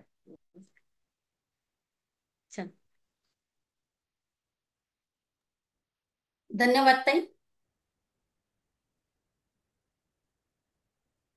मंडळी, तसे प्रत्येक यशस्वी पुरुषाच्या मागे त्याच्या पत्नीचं योगदान असतं ना, मानलं जातं महत्वाचं. तसंच राजश्री यांच्या उत्कर्षात पडद्यामागे राहून सगळं कार्य करणारे सुनीलजी कुबेर यांचं योगदान अत्यंत महत्वाचं आहे. त्यांच्या पत्नीच्या यशाचे खरे वाटेकरी सुनीलजी आहेत. या निमित्त त्यांनी आपल्या भावना थोडक्यात व्यक्त कराव्या अशी मी त्यांना विनंती करते. आदरणीय दातार सर, माननीय विद्याताई लवेकर आणि माननीय सुचिताताई मुळे आणि जमलेल्या आंबेडकर ताई आणि जमलेले सगळे गीताप्रेमी, गीतेचा अभ्यास करणारी तुम्ही सर्वजण. काही काही लोक असे वलयांकित असतात, म्हणजे मेडल्स त्यांना त्यांच्या आयुष्यात भरपूर मिळतात. तर मला वाटते माझी पत्नी राजश्री कुबेर ही त्या विशिष्ट लोकांपैकी आहे. ऐकू येते ना बरोबर? हॅलो? हो हो, व्यवस्थित आहे. तर कुशाग्र बुद्धिमत्ता, एकपाठीपणा आणि अतिशय मेहनत घेण्याची तयारी याच्या जोरावरती मला वाटते हे लोक असं यश मिळवतात. आणि राजेश्री तसंच यश खूप ठिकाणी मिळवलेलं आहे. आज सगळ्यात भाग्याची गोष्ट म्हणजे दातार सरांचं व्याख्यान ऐकायला मिळालं आणि त्यांनी पुस्तकाबद्दल ज्या सूचना दिलेल्या आहेत, ती जी दिशा दिलेली आहे ती मला वाटते राजेश्रीच्या लक्षात नक्की आलेली आहे. आणि पुढची भाग लिहिताना करताना त्याचा नक्कीच त्याचा विचार करूनच ते तिच्याकडनं केलं जाईल हे नक्की. आता 14 मे 1987 माझं आणि राजेश्रीचं लग्न झालं आणि आमचा सहप्रवास सुरू झाला. मग मला एक एक एक एक गोष्टी कळत गेल्या की म्हणजे पहिलं असं कळालं की ती 12वीच्या परीक्षेमध्ये HSC बोर्डात कोऑपरेशन विषयामध्ये बोर्डात पहिली आलेली होती. म्हणजे इथूनच ते सगळं सुरू झालेलं होतं. आणि त्याच्यानंतर असं मला कळालं की टायपिंगची परीक्षा तिने दिली होती आणि अख्ख्या महाराष्ट्रामध्ये ती सर्वात जास्त वेगाने टायपिंग करून ती पहिल्या नंबरनी पास झालेली होती. मग असं एक एक एक एक मला असं लक्षात आलं, ती NCCच्या कॅम्प मध्ये होती. NCC मध्ये असताना तिच्या पाचीच्या 5 गोळ्या बुलमध्ये गेल्या होत्या. हे म्हणजे अतिशय अवघड टार्गेट तिने अचीव्ह केलं होतं. तर असं सगळं म्हणजे जिथं जाईल तिथं टॉप, असं या पद्धतीचं तिचं सगळं हे होतं. तिने बँक ऑफ इंडियाची परीक्षा दिली, त्याच्यात ती पास झाली. युनायटेड वेस्टर्न बँकेची परीक्षा दिली, त्याच्यात ती पास झाली. त्यावेळेला मुली घेत नसत युनायटेड वेस्टर्न बँकेत, आणि बँक ऑफ इंडियाने तिला नोकरी दिली. बदली होईल नाही, आमचं लग्न झालं त्याच्यानंतर मग ते नोकरी सोडून दिली. आणि कारण त्या काळामध्ये मी टेल्को नावाची जी कंपनी आहे, आज त्याला टाटा मोटर्स म्हणतात, त्याच्यामध्ये मी जॉब करत होतो. आणि म्हणजे तो संपूर्ण कंपनीचाच म्हणजे सगळ्या कामाचे तास इतके जास्त होते की घरी काही लक्ष द्यायला वेळ मिळायचा नाही.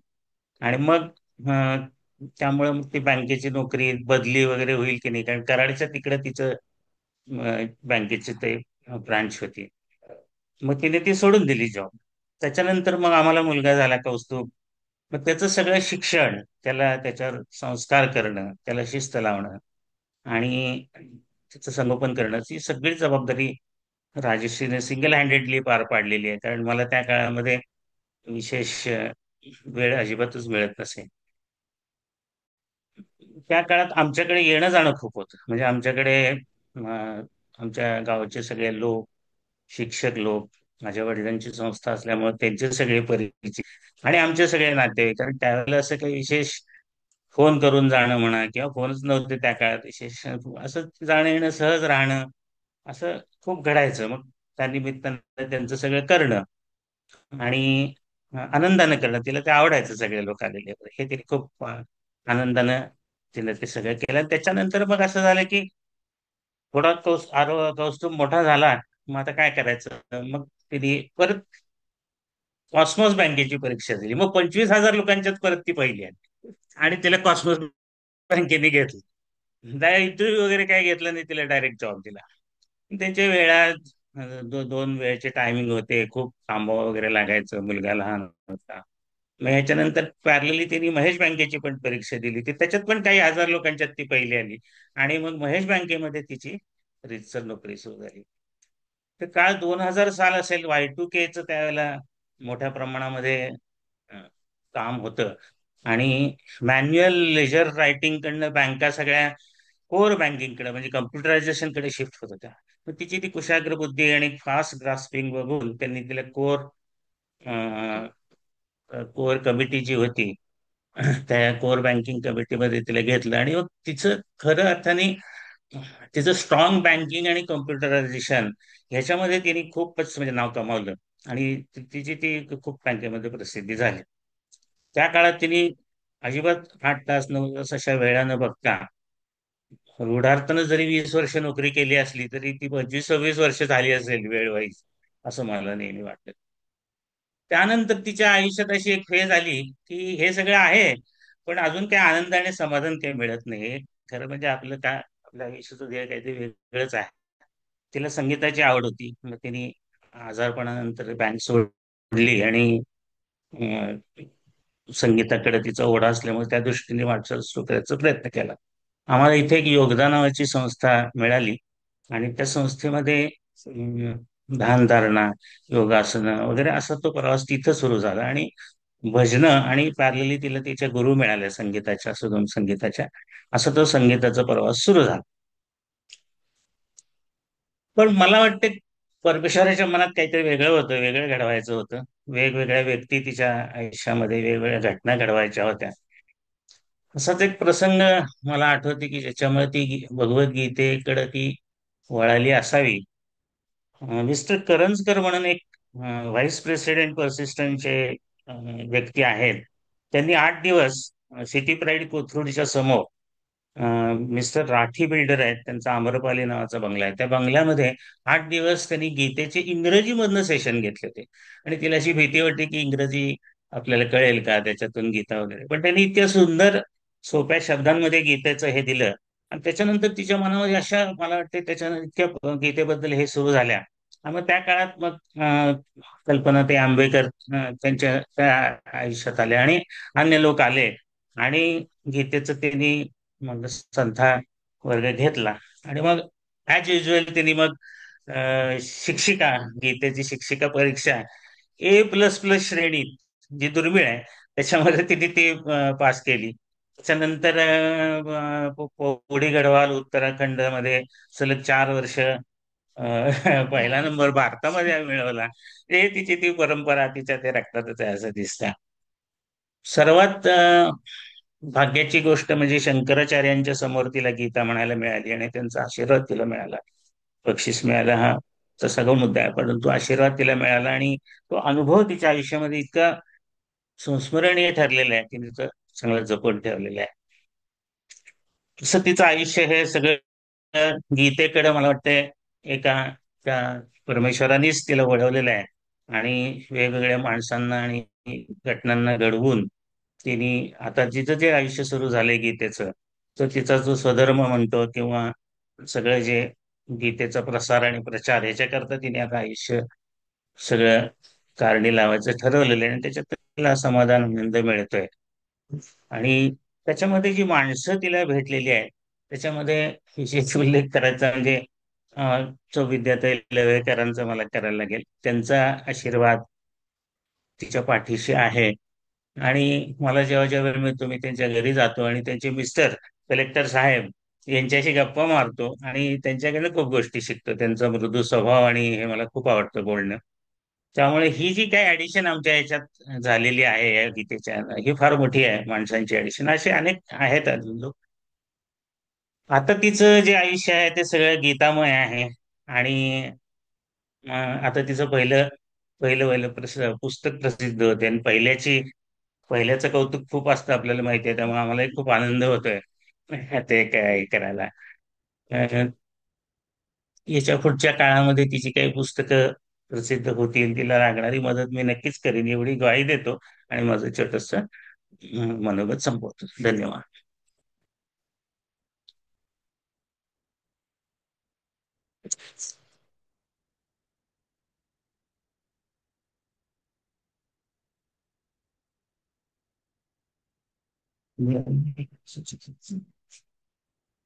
विद्यार्थी म्यूट आहेत तुम्ही. हा हा मंडळी, आज आपला हा जो सोहळा होत आहे, आपण जो सादर करत आहोत, ह्या संपूर्ण सोहळ्याचं खरं श्रेय म्हणजे आमच्या हैदराबादच्या स्नेही सुचिताताई मुळे, सुचिताताई विनय मुळे यांच्याकडे ह्याचं संपूर्ण श्रेय जातं. आमच्या या संपूर्ण उपक्रमातलं कोंदणातला हिरा म्हणून मी त्यांचा परिचय करून देते तुम्हाला, की त्या स्वतः MSc कम्प्युटर सायन्स असून BEd पण आहेत. संगणक लेक्चरर म्हणून त्यांनी गेली 18 वर्ष सर्व्हिस पण केली आणि त्यानंतर स्वेच्छानिवृत्ती घेऊन योगाचे विविध उपक्रम अभ्यासक्रम पूर्ण करून योगा थेरपी वर्ग सध्या त्या चालवत आहेत. महाराष्ट्राबाहेर वास्तव्यास असलेले जे आपण सगळेजण आहोत त्यांच्यासाठी श्रद्धा संस्कार या ब्लॉगद्वारे त्या स्तोत्र सांस्कृतिक वारसा जतन करण्याचं खूप मोठं कार्य त्या अविरत अजूनही करत आहेत. विशेष म्हणजे करोना काळामध्ये ज्या वेळेला सगळेजण आपण हतबल झालेलो होतो, त्यावेळेला गीता परिवाराशी त्या जोडल्या गेल्या आणि मग गीता पठण पारायण ग्रुपद्वारे गीता सेवेमध्ये त्या नित्य कार्यरत आहेत. आज त्यांच्या या गीता परिवारात 3000पेक्षा जास्त साधक सामील असून विशेष म्हणजे मराठी, हिंदी, इंग्रजी आणि गुजराती या 4ही भाषेतले साधक आमच्या सोबत गीता पठणाचा लाभ घेत आहेत.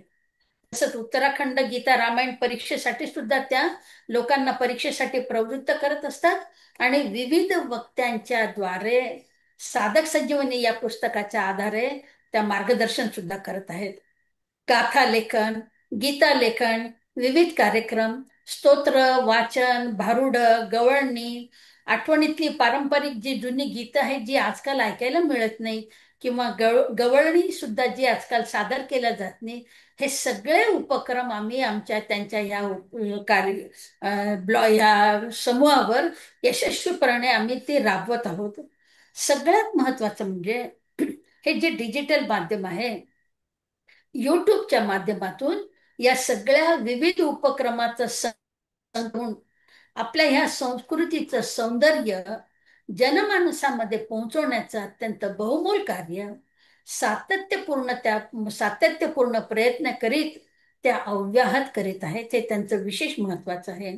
आणि इतकं सगळं महान कार्य करून सुद्धा प्रसिद्धीची हाव नसल्यामुळे कायम पडद्यामागे राहून इतरांना प्रोत्साहित करणं असं हे कलियुगामधलं दुर्मिळ व्यक्तिमत्व आम्हाला या परीक्षेच्या निमित्ताने, गीतेच्या निमित्ताने लाभलं. हे आमचं निश्चितच काहीतरी सुकृत असं मी म्हणेल आणि या माननीला खरंच मनापासून सलाम करेल. आज या राजश्री ताईचं त्यांच्या मनोगतामध्ये त्यांनी आपल्या सगळ्यांचे आभार तर निश्चित मानलेलेच आहेत. तर त्यांनी कार्यक्रमाची सांगता करावी अशी मी त्यांना विनंती करते. जय श्री कृष्ण. राजश्री त्यांच्या सांगत्यानंतर कार्यक्रम संपन्न झालेला असेल. नमस्कार. थोडेसे थोडेसे आभार प्रदर्शन काही काही केले तेवढे 2 मिनिटात करते. खरं तर आभार ही प्रदर्शनाची नाही तर ऋणात राहण्याची गोष्ट आहे. काही ऋण अशी असतात की ती फेडूच शकत नाही. सद्गुरु कृपा, भगवंत कृपा, आईचं प्रेम हे फेडताच येत नाही, त्यातून उतराईच होता येत नाही. आज आपल्या कार्यक्रमाला खरं तर या क्षेत्रात एखादं बालक असावं तसे मी असताना माननीय दातार सर उपस्थित राहिले, पुस्तकाला प्रस्तावना दिली आणि प्रोत्साहनही दिले. अक्षरशः श्रीमद भगवत गीता आचरणे म्हणजे काय ते त्यांच्याकडे बघून शिकावं एवढा मोठा संत माणूस माझ्यासारख्या नवोदित व्यक्तीच्या कार्यक्रमाला कोणतेही आढेवेढे न घेता अमूल्य असा वेळ देतो. हीच त्यांच्या मोठेपणाची खरं तर खूण आहे. ज्यांचे आदर्श डोळ्यासमोर ठेवावेत अशी माणसं सध्या नाहीत असं लोक म्हणतात, पण माझ्या डोळ्यासमोर अशी बरीच लोक आहेत. विद्यार्थी आहेत, दातार सर आहेत. मग माझ्या भाग्याने मला ही थोर थोर माणसं भेटली. सर, तुमचे ऋण मी कोणत्या शब्दात फेडू शक्यच नाहीये. तुम्हाला मनापासून मी वंदन करते. विद्यार्थ्यांबद्दल तर मी काय बोलू. पुस्तक काढण्याची कल्पना ही त्यांचीच. आणि माझं नेहमीसारखं आपलं नाही जमणार हो मला, असं माझं आपलं पालुपत. आणि एकही वही न बघता त्यांना एवढा विश्वास की अक्षरशः मागे लागून मला पटवून देण्यापासून जणू काही हे त्यांचंच काम आहे असं समजून त्यांनी सगळी जबाबदारी घेतली. आणि ते करवूनच घेतात. भडगावच्या आश्रमाला श्लोक पाठवणं असो, गणेशोत्सवात गणेश कथा सांगणं असो, किंवा पुस्तकासाठी सर्वोपरी मदत करणं असो, अगदी आजच्या कार्यक्रमासाठी सुद्धा माझ्यापेक्षा त्यांनाच काळजी. कसं आहे, एखादं बुजरं मूल आहे आणि ते पुढे येण्यासाठी आई जितकी मेहनत घेते ना, तेवढ्या प्रेमाने त्या माझी काळजी घेतात. आमचे आई मुलीचे जिव्हाळ्याचे नाते कधी तयार झाले हे कळलंच नाही. आणि महाराजच भेटतात मला त्यांच्या रूपाने असं मला वाटतं. एवढी थोर व्यक्ती, इतकी ज्ञानी व्यक्ती, इतकी ग्रंथसंपदा, व्याख्यानं, निरनिराळ्या परीक्षांच्या समीक्षक आहेत, मार्गदर्शक आहेत. त्यांना माझ्यासारख्या यक्किश्चित क्षुद्र प्राण्याकडे एवढ्या मायेने, वात्सल्याने पाहून त्याला कुशीत घ्यावे असं का बरं वाटलं असावं. एवढी माझी योग्यता नाहीये, पण काहीतरी मागच्या जन्मीचं खरोखरच पुण्य आहे, एवढं खरं. त्यांनाही मी वंदनच करू शकते, त्यांच्या ऋणातच राहू इच्छिते. माझ्या गीतेच्या बाई कल्पनाताई आंबेकर यांचेही ऋण माझ्यावर खूप आहेत. त्यांनी आमचे उच्चार चांगले करून घेतले, अर्थाची आवड लागली आणि अक्षरशः मागं लागून परीक्षा द्यायला लावल्या. आणि त्यामुळे मी आज हे येते. आपल्या गीता धर्म मंडळातल्या आदरणीय माधवीताई जोशी या सुद्धा मला जेव्हा जेव्हा भेटतात तेव्हा अमूल्य मार्गदर्शन करतात. त्याही कधीही ओळख विसरत नाहीत आणि अतिशय छान बोलतात. म्हणजे त्यामुळे त्यांचंही माझ्या डोळ्यासमोर आदर्श आहे. आपल्या मंडळातल्या ज्येष्ठ आणि श्रेष्ठ सगळ्या शिक्षिका, सुवर्णाताई देवधर असू देत, प्रीतीताई असू देत, वैजूताई असू देत, ममता आहे, रीमाताई आहे, या सगळ्यांचं मला खूप शुभेच्छा मिळाल्या आणि खूप मार्गदर्शनही मिळालं. माझे वडील आज या जगात नाहीत, पण त्यांनी केलेल्या संस्कारामुळेच मला जिद्द, प्रामाणिकपणा, कष्टाळू वृत्ती आणि शिक्षक होण्याचा सुप्त गुण माझ्यात आहे हे त्यांच्या रक्तातूनच बहुतेक माझ्याकडे उतरलं असं. माझी आई तर माझी पहिली गुरु आहे. तिच्यामुळे मी या जगात आले. चांगलं वळण, चांगले संस्कार तिनं दिले आणि तिचं खडतर आयुष्य बघून मी बरंच काही शिकले. तिच्या चरणांची सेवा माझ्याकडून अखंड घडो. माझे पतिराज तर आभार मानण्याच्या पलीकडे आहेत. माझं सर्व आयुष्य ते व्यापून आहेत. आकाश जसं आपल्याला आतून बाहेरून व्यापून असतं, तसंच ते माझ्या आयुष्याच्या प्रत्येक क्षणात नुसते पती नसून माझे सुहृद आहेत, माझा सखा आहेत. मी काही न बोलताच त्यांना माझ्या मनातलं कळतं. माझ्या अभ्यासाच्या वेळेला माझा नातू लुडबुड करायचा, पण चांगला लुडबुड करायचा. म्हणजे शेजारी येऊन बसायचा आणि माझ्या वहीत माझी जी अक्षर होती ती बघून बघून काढण्याचा प्रयत्न करायचा.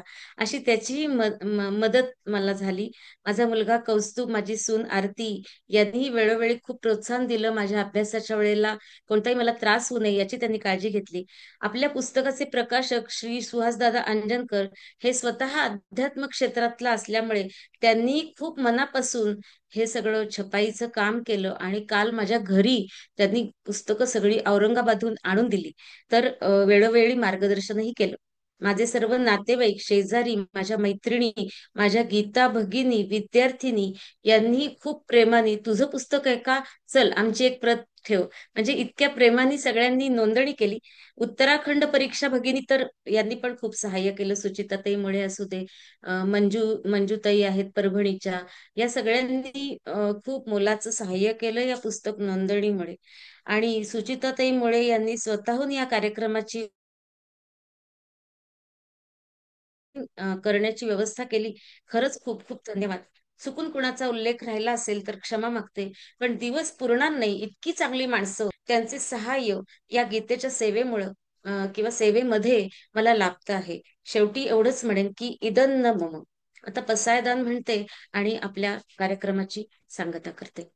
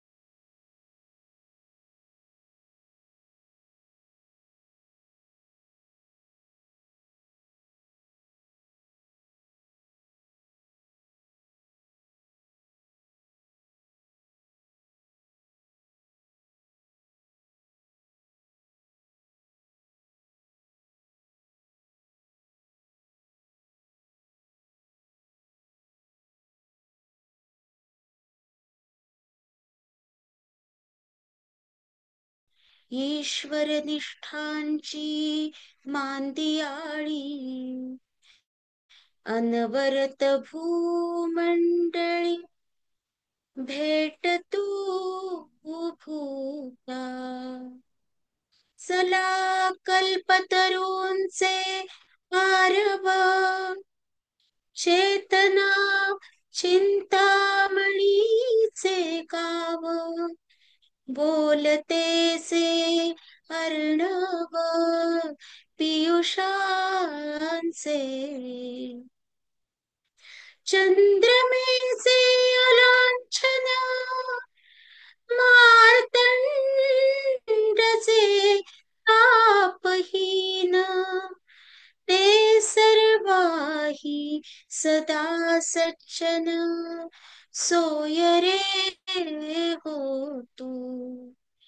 किंबहुना सर्व सुखी पूर्ण होवोनी तिन्ही लोकी, भजो आदिपुरुखी अखंडित. आणि ग्रंथोपजीविये विशेषी लोकी, दृष्टादृष्ट विजये होवा वेकी. येथ म्हणे श्री विश्वेश्वरा, हा होईल दान पसावो. येणे वरे ज्ञान देवो, सुखिया झाला. हरि ओम तत्सत. हरि ओम तत्सत. हरि ओम तत्सत. श्री कृष्णार्पणमस्तु. हरये नमः. हरये नमः. हरये नमः.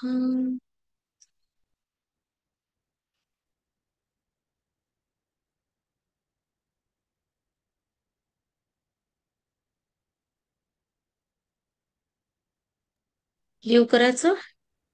हो, तुमच्या अजून कोण कोण आहे एक पूर्ण सगळ्यांचा फोटो घेते स्पॉटलाइट मध्ये.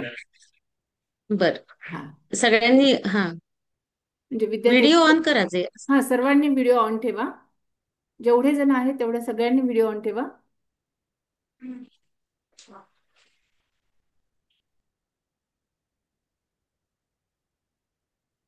एक मिनिट हा. चालू आहे. Just consider. Just-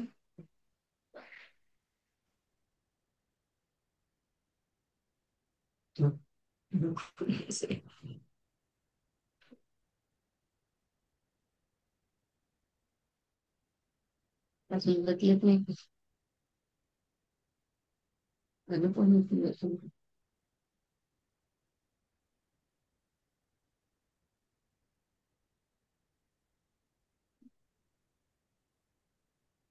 सर्वांच्या वतीने कुबेरताईंना खूप खूप शुभेच्छा.